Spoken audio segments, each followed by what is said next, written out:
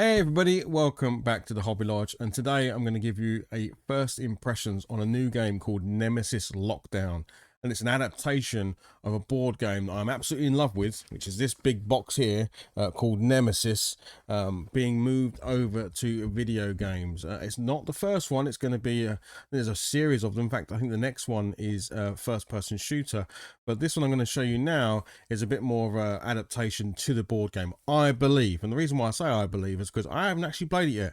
So this genuinely is a first impressions. You and I will look at this game pretty much at the same time. As of recording this video right now, this is a lunch break for me, so I'm going to play it over a lunch break and see if it has that spark to grab me, because the board game is fantastic. And I'm also in a minute going to give you a quick overview of the board game itself so you can see what it's like. But ultimately, it's a horror survival game. You wake up on a ship. You're not entirely sure what's wrong. You've been woken out of... Well, this is the board game. The video game may be different, by the way. But in the board game, certainly, you're woken out of hypersleep. You don't know quite why. There's a body. Who knows what happened to that person? But there's a bunch of things you need to go and do. You need to work out what happened to the ship. Is the ship okay? Are the people okay? Are we going to get back to Earth? A whole bunch of stuff's going wrong. Very akin and very much like the movies of the 80s, and clearly there's inspiration here from the Aliens movies, without a doubt. The monsters in it are pretty horrific. You aren't the the superhero in this game at all. You are very much probably going to die horribly, or maybe be an incubator for a baby alien at some points.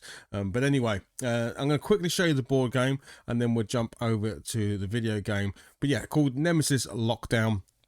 It's on Steam. I don't know if it came out on any other systems. It's published by Awakened Realms. Awakened Realms do some awesome board games, and that's where I know them from board games such as Nemesis and a few others. They do amazing paint jobs on miniatures. They produce amazing miniatures, and I think they're working with a game studio to obviously bring this adaptation of this game to the video world. So yeah, available on Steam. I think it just came out of early access, so go and check it out. I've bought it based off of how much I love this board game. So yeah, I'm going to be seeing whether it matches up. You know, would I rather play the board game or the video game? I think it's going to be the board game, but I'm willing to be surprised. But yeah, let's jump over, have a quick look at the board game, and then straight into the video. Okay. So before we jump into the video game, this is the board game the video game is based upon. So Nemesis here from Awakened Realms. And of course, I'm only going to give you a very quick look at it. I do actually have full Let's Plays of this game where I play with my sons. So I'll try and link that. It's quite an old video, but it's completely relevant to how the game plays. But yes, ultimately, you're exploring this ship, which is made up of all of these tiles. As you explore the ship to kind of work out what's going on, you're revealing rooms. Each of those rooms has some sort of event. Maybe it's malfunctioning, maybe it's on fire, maybe it contains an alien. But you have your characters, and your characters can have all sorts of things equipped, and statuses that affect how they play. And there's a myriad of different characters you can have, from pilots and captains, and there is also a mechanic. And they all have miniatures to represent them. So as you can see here, the different types of characters you can be.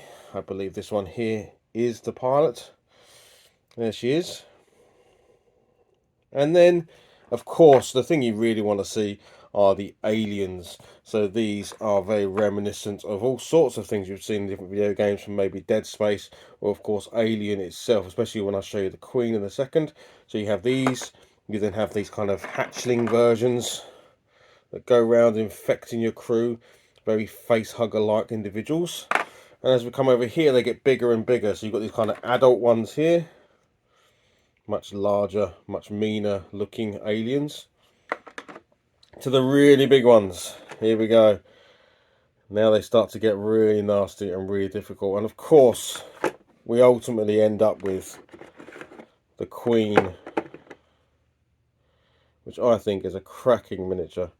And this was all painted by the guys at Awakened Realms as well. So before they've got into video games, they're very much known for their board games and even doing some amazing paint jobs. So on the Kickstarter where I got this from, you was able to choose this option of what's called Sun Dropped, I believe, which is almost like a well, not much more than a wash and a dry brush. Could have been something I could have done myself, but the option on the Kickstarter, I thought, why not go for it? So I actually really love how they turned out, and it saved me having to paint them all myself, which I have done many times with many board games, but I was quite glad to not have to do it with this one. So yeah, this is the game that this is about to be based on. So let's jump over to the actual game itself and see how it translates into a video game. Okay, here we are. We are in the home screen of the game. There's a very ominous start to this game with just a very red screen with this kind of pulsating circle and a heartbeat, kind of what you can hear in the background. And then it goes in reverse, very strange. I'll leave that because maybe there was some spoilers in there, or maybe, you know, maybe you just want to check it out for yourself when you see the game. Anyway, so this is the home screen. You can see my global ranking. I don't know what this currently works for, but my global ranking is 999,999, so I'm guessing I'm last. So clearly there's a bit of an online piece to this, and I think that's the point of the game anyway. You can play this solo, and you can play this with online, you know, ultimately friends or complete strangers, because let's face it, board games are best played together. You know, we love playing them in the house, but there are lots and lots of board games out there nowadays that allow for that solo play. So, you know, I think given from the back of the pandemic, those 2 years that people couldn't see each other, a lot of games started bringing out solo rules because people couldn't get together for an awful lot. So, and it's a trend that's now stuck, that many games have a solo version of how to play the game, but of course you've got to want to play with friends. Now for this instance, we're going to be playing it alone because that's where we are at the moment, but I'll absolutely be up for playing this online, and maybe if there's some people who watch the channel, they want to jump in a game with me, then we can certainly do that. We'll have a quick look at the options, but I don't think there's anything to write home about. It's standard affair stuff, a bit of graphics, a bit of sound, a bit of gameplay and some shortcuts. But what we will do is we will jump into the tutorial just to give us that quick look at the game, and if there's time then we'll start doing a round. But let's have a look at the basic mechanics first. Again, I want to see how well this matches up with the board game, if at all. Maybe it doesn't. I've had to move my camera based on where stuff is on the screen, so this is it for me as well. First time, never ever done any of this before, so I have no idea how well this will work, if at all. I'm assuming something will happen. The game is loading. There we go. We have an ominous creature in the background there. Doesn't look very nice, does he? Yeah, one of the things I really like about the board game, and I'd highly recommend checking it out if you can. I have got Let's Plays on the board game, so I will link them in the channel description. Played with my sons. You can play cooperatively in that board game, or you can play a bit of a rogue actor. You know, you might be trying to help your team to succeed, but you might throw in a spanner in the works along the way for your own nefarious objectives. Watch this cool little video.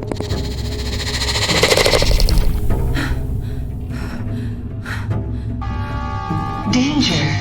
Environmental breach detected. Please go to the nearest exit.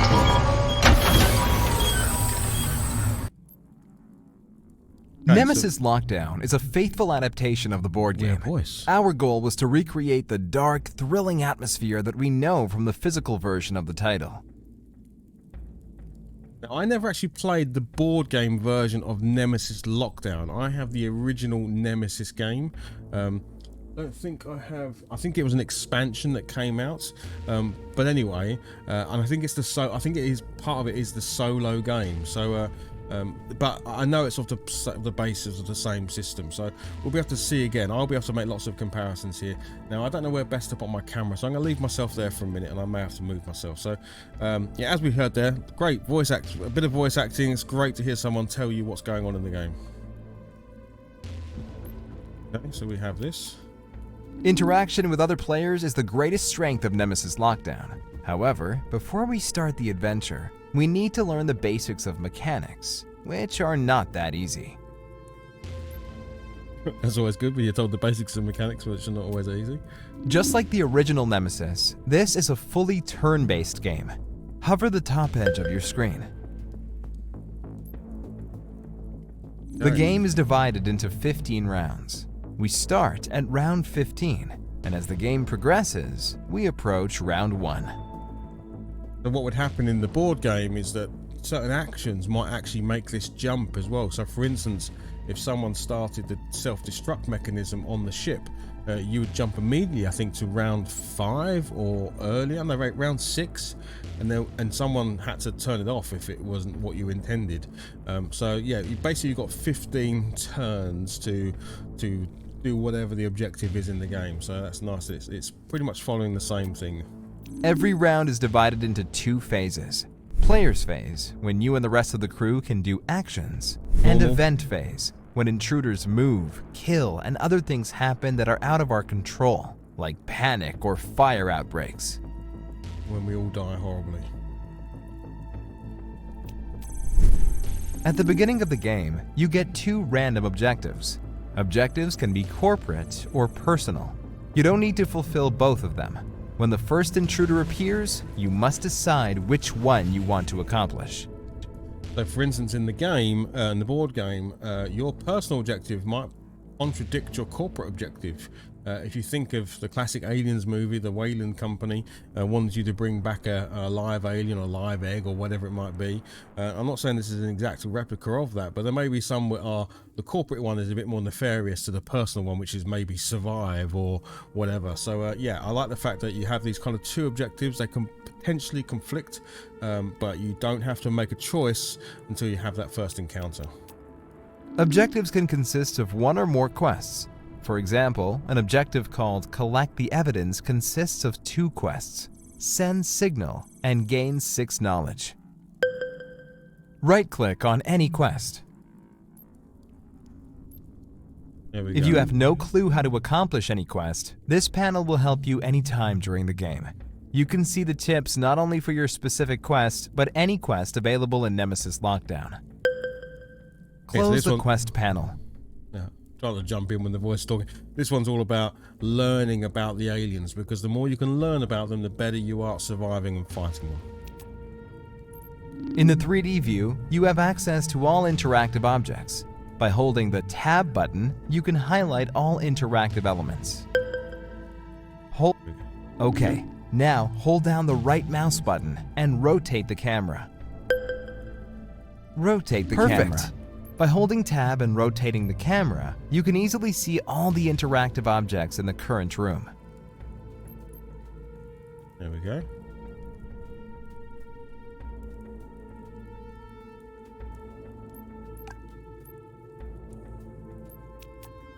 To see the entire base, you must go to the tactical map. The tactical map is one of the most important panels in the game. It consists of tons of useful information that will help you to make wise strategic decisions. At this point, we're just going to cover the basics. So yeah, unlike the board game I've got, this takes place on an actual base, where on the other one I have, it's a spaceship. So you're in that spaceship. So that's a significant difference there. But very similar layout in that it has areas of the board, and we'll call it a board for the sake of this, that need attention or might be blocked or you need to check. So look, if you look at these 4 things down the left hand side here, I've got sector 1, 2 and 3 and 4. Now 4 seems to be, by my understanding of how this map may work, without power, or at least is unworking for some reason. So I need to go and obviously investigate these things. So this will all become apparent as we play, I'm sure, but this is very similar to the board game. The base is specifically divided Marvel. into 3 sections. Section 1 is on the surface. The higher the section number, the deeper it is underground. Okay, cool. To move between the sections, you can use staircases. But remember, they are always in darkness. Choosing a staircase exposes you to unnecessary risk. Great. The elevator is a much safer option. If it is powered up, you can use it, avoiding unnecessary danger. One of the risk most reward. crucial elements in the game is power supply management. All sections where the power is on are marked in blue. Staying in the light is not only required to use some useful actions, but also grants benefits during encounters. Power management is one of the most crucial mechanics in the game, so it will be discussed in detail later in the tutorial. Okay, so this is a new The element. map This wasn't in contains the other 16 game. slots for random rooms divided into 2 categories. Yeah, so this is all of the random rooms that so when you built the ship in the first game, as you explored, you had no clue like what was going to appear. The tiles that you used were completely randomized, so every time you played the game, the ship was entirely different, and this is a similar concept. So at the moment, these are random rooms, so just because you find, I don't know, the medic bay over here, it doesn't mean that here is going to be something else related to medic bay. It could be something completely different, so it creates a really varied map. Hover your mouse over the right edge.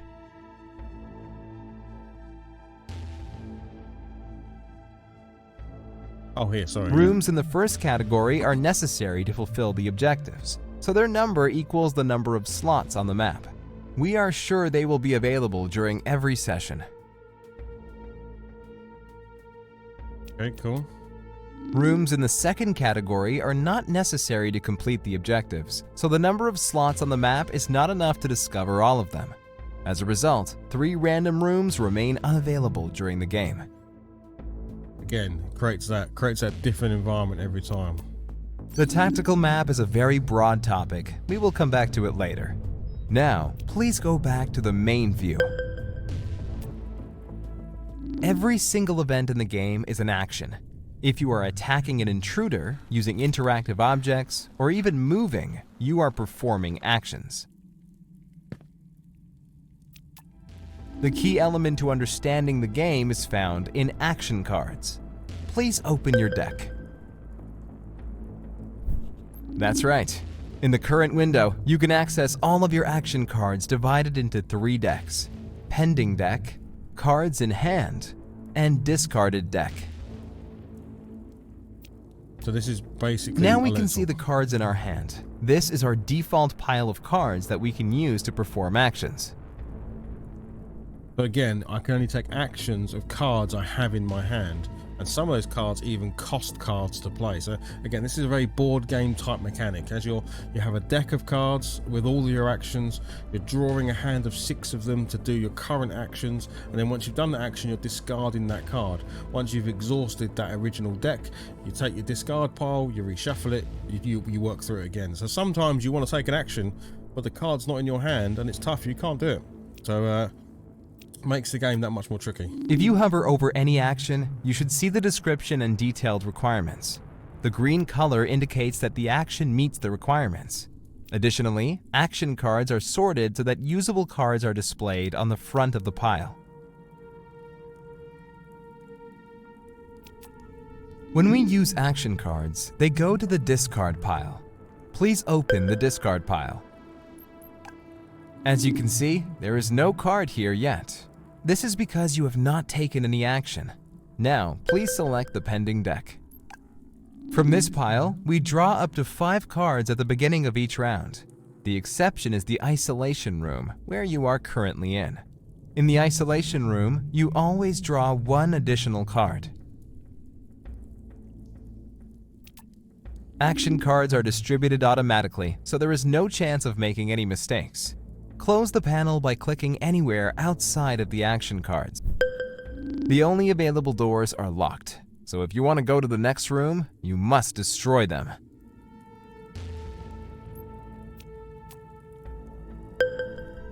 Destroy the door using the action card. So we're going to take my destroyed card and we're going to play it on the unknown room. There we go. Oh, he's proper putting a foot through it. Now, please focus on the circle around the character. The circle shows how many actions you have left for the turn. It consists of 2 parts, each of them representing 1 action. You already performed 1 action, so 1/2 of the circle has faded. Yep, pretty standard. Now we can go into this room, I think. Double-click on the selected corridor. As you already know, you can perform actions directly from action cards, just like you destroyed the door. But you can also use action cards as a payment method. In this case, it doesn't matter what actions stand on them. The only thing that matters is the number of cards that you need to pay. Yeah. So you see here I've got a standard move and a careful move. If you pay 1 action card during a move action, you perform a standard move. Whenever you use a standard move, you are performing a noise roll. If you draw a number, a noise token will be placed in the selected corridor. So, this is a great mechanic. I'm glad they brought this with them because it's one of the core mechanics of the Nemesis games. Everything you do has the potential to cause noise.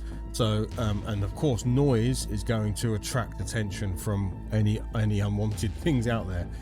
So in the board game, yeah, every time you open a door and you go through corridors, or you maybe certainly fire any weapons or use any devices and such, all has the potential to create noise, and it can create a small amount of noise, or it could potentially cause a cacophony of noise. That's a good word.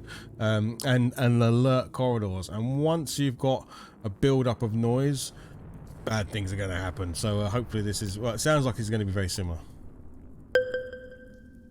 Pay 1 action card. So we're going to pay 1 to do a standard move.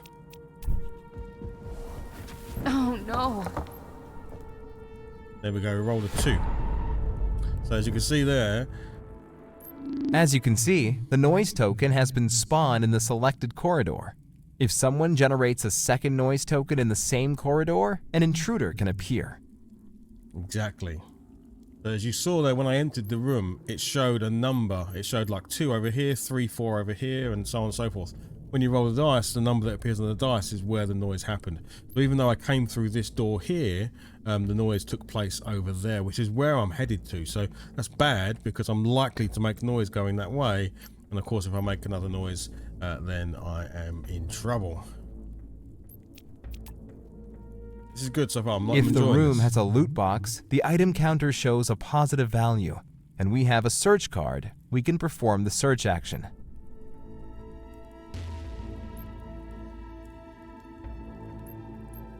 Okay, so if this room has a loot box, the item counter shows a positive value. Oh, okay, so this is here. So it has, yeah, so we can search in here, I take it. Because I'm sure what it's going to do. Perform a search. Perform search action. Luckily, we have a get item card. If you are looting in a white room, you can choose any type of item you prefer. Select the yellow one.